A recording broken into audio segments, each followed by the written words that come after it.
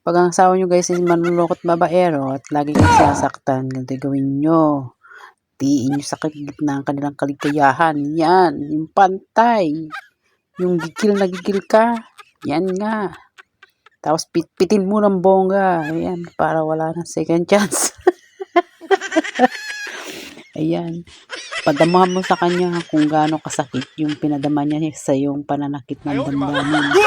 Ayan pa, gilit-gilitan mo. Tapos pigain mo ng bongga yung kita mo yung galit mo na nararamdaman dahil sa panluloko niya sa iyo at pananakit ng damdamin. Ayan pa, sige pa. Sige pa, ibuhos mo yung lakas mo. Putol-putulin yan. Yan. Para ma-realize niya sa buhay niya na hindi lahat ng babae kaya niyang lokohin. Yun. Ayan guys, pagka yan ay nayari na,